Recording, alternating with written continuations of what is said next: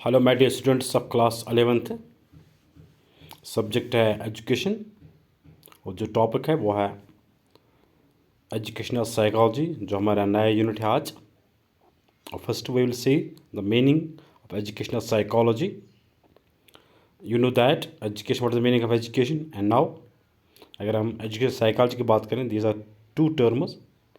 Educational psychology is comprise of two words, education and psychology. Psychology is science of behavioral experience and education is the modification of behavior. Thus educational psychology is a psychology applies to educational problems. अगर हम education psychology की बात करेंगे, ये दो words में मुश्तमिल एक, ठीक है। एजुकेशन है एक, दूसरा है साइकोलॉजी। और साइकोलॉजी के अगर हम मीनिंग देंगे, ये science of behaviour and experience. और behaviour we know that what we are do, what we are thinking, what we are मतलब जो भी कुछ सोचते हैं, करते हैं, उठते हैं, बैठते हैं, हमारा सब कुछ हमारे डे टू डे एक्टिविटीज हम करें, it's all we can say it's our behaviour, whether it's internal or external. और जो एक्सपीरियंस हम हासिल करते हैं, जो हम डे टू डे एक्टिविटीज़ करते हैं और वहाँ से जो कुछ हम सीखते हैं, उसको हम एक्सपीरियंस कहते हैं। और साइकोलॉजी इस चीज़ का एक साइंस है जो हमें बताता है कि इंसान का बिहेवियर कैसे हम रीड कर सकते हैं, कैसे हम उसको मतलब स्टडी कर सकते हैं, और कैसे हम इंसान के बिहेवियर में चेंज ला सकते हैं। और जो एक्सपीरियंस हमने किए हैं और उनका क्या असर हमारे बिहेवियर में पड़ा है, ये हम with the help of psychology से ही अंडरस्टैंड कर सकते हैं। And education is the modification of behaviour. और एजुकेशन एक ऐसा टूल है जो इस इंसान का जो बिहेवियर उसको इसमें चेंज लाता है। और अगर कहीं पर कोई प्रॉब्लम्स हमारे बिहेवियर में है, उसको वो चेंज ला सकती हैं। और ये लेकिन जो साइकोलॉजी है ये हमें बताता है, और एजुकेशन एक टूल है, जो वेपन है, जिसके ज़रिए से हम बिहेवियर को मॉडिफाई करते हैं। Thus education psychology apply to educational problems. और अगर हम यहाँ पे एजुकेशनल साइकोलॉजी की बात करेंगे, और इट्स अ साइंस जो हम एजुकेशन में इस्तेमाल करते हैं, और जो भी एजुकेशन सिस्टम हमारे प्रॉब्लम है, जो हमारा एजुकेशन एनवायरनमेंट है, जो हमारा एजुकेशन सिनेरियो है, इसमें जो जो प्रॉब्लम्स हैं वो हम एजुकेशन इस साइकोलॉजी के ज़रिए ही हल कर सकते हैं। क्योंकि अगर हम देखेंगे, अगर हम जो साइकोलॉजी है, सबसे इज साइंस ऑफ, अगर हम साइकोलॉजी का मीनिंग देंगे तो पहले बताया किसी ने is a science of soul, और फिर किसी ने बताया इज मतलब साइंस ऑफ माइंड, और बहुत सारे किसी ने बताया साइंस ऑफ कॉन्शियसनेस। लेकिन फिर जब इन सब डेफिनेशंस को तर्क कर दिया गया है, इनको मतलब इसमें चेंज ला गई है, क्योंकि जब सोल की बात करेंगे, सोल को हम टच नहीं कर सकते हैं। अगर हम माइंड की बात करेंगे, उसको भी हम टच नहीं कर सकते हैं। अगर हम कॉन्शियस की बात करेंगे तो उसको भी हम टच नहीं कर सकते हैं। लेकिन यहाँ पे हम साइकोलॉजी की बात करेंगे, अगर हम कॉन्शियस में हम ह्यूमन बींग्स को मतलब रीड कर सकें। लेकिन यहाँ पे एनिमल्स वगैरह है जो अनकॉन्शियस में आते हैं, या कुछ बंदे जो अनकॉन्शियस में, क्या उनको हम मतलब स्टडी नहीं कर सकते हैं। लेकिन फिर इन सब डेफिनेशन को फिर तर्क कर दिया गया है, इनको रिजेक्ट कर दिया गया, फिर ये बताएगी it's a science of behaviour. ठीक है, now we can say that psychology is science of behaviour.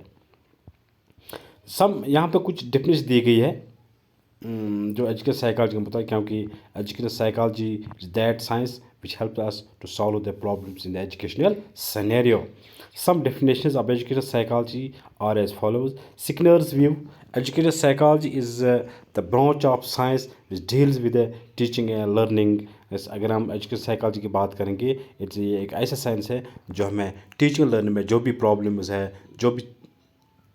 जो भी कुछ है, हम उनको एजुकेशन साइकोलॉजी के ज़रिए से ही सॉल्व कर सकते हैं। और अपने एजुकेशन जो सिस्टम है, जो आम है, हम उसको हासिल कर सकते with help of this education. ठीक है, this psychology. View of cow and crow कहता है education psychology describes and explains the learning experience of an individual from through old age, birth through old age. और education psychology कहता है, crow कहता है कि एजुकेशन साइकोलॉजी जो भी लर्न एक्सप्लेन करता है या डिस्क्राइब करता है, जो भी लर्न एक्सपीरियंस हम एक इंडिविजुअल ने हासिल की है फ्राम बर्थ टू डेथ। ठीक है, हम सिर्फ एजुकेशन इस एजुकेशन साइकोलॉजी ही से ही उनको हासिल कर सकते हैं और जो प्रॉब्लम्स है हम उनको इससे ही हासिल हासिल क्या मतलब उनको सॉल्व कर सकते हैं। इस वो नक्शल में कहेंगे कि education psychology science of education system. हमारा एजुकेशन सिस्टम है जो हमारे कहते हैं इसका साइंस कौन है, एजुकेशनल साइकोलॉजी है। ठीक है।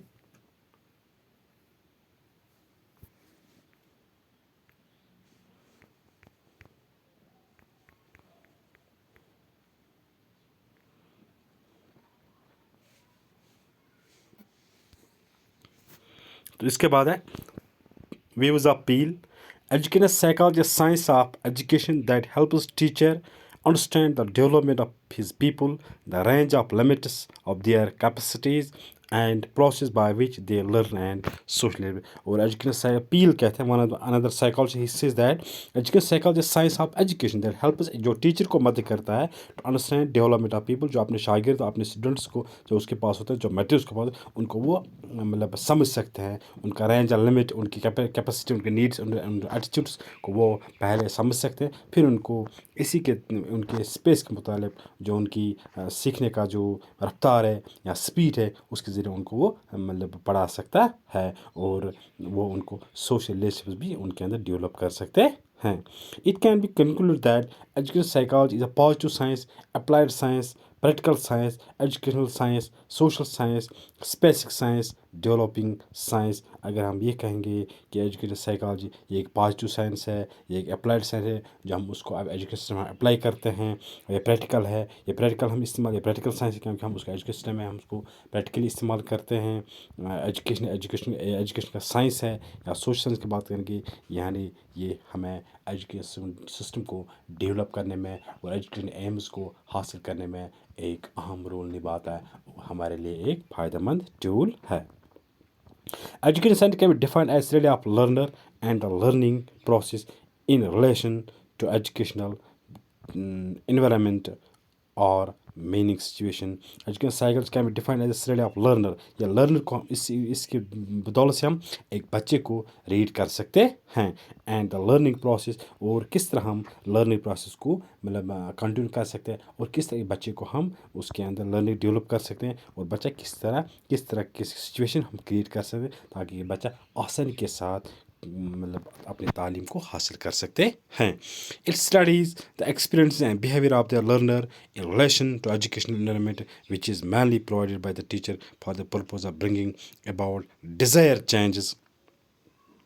और इसके बाद क्या है कि अगर हम एजुकेशन साइकोलॉजी की बात करें, it studies the experience and behaviour of the learner, जो लर्नर के एक्सपीरियंस होते हैं, जो उसकी केस स्टडी होती है, हम उसको या उसके जो बिहेवियर है हम उसको रीड कर सकते हैं इन रिलेशन टू किसके मतलब with relation to educational environment, ताकि हम एजुकेशन हम उसको देते हैं जो स्कूल में है, जो एजुकेशनल करिकुलम या जो सिलेबस हम तैयार कर रहे हैं वो एक बच्चे की नीड्स एंड एबिलिटीज एटीट्यूड्स के मुताबिक हो, विच is mainly provided by the teacher for the purpose of learning about desired change। ताकि सबसे पहले वही टीचर कामयाब हो सकता है जिसके पास एजुकेशनल साइकोलॉजी है, जिसके पास चाइल्ड साइकोलॉजी है, वो अपने मकसद में अच्छी तरह से कामयाब हो सकते हैं।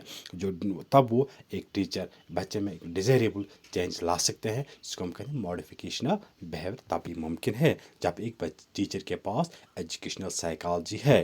ठीक है। Therefore, educational psychology becomes the psychology of teaching and learning. Thus, we can say that educational psychology is the psychology of teaching learning. ये psychology of teaching learning है, ये science of teaching, ये इसका science है। यही हमें बताता है कि किस तरह हम मतलब teaching learning को meaningful और effective बना सकते हैं। तो यह है उसकी मीनिंग और different concepts definition given by the different psychologists. आज तो इतना ही पढ़ेंगे और कल उसका स्पोक पढ़ेंगे। Thanks, have a nice day, stay home, stay safe, keep learning. तो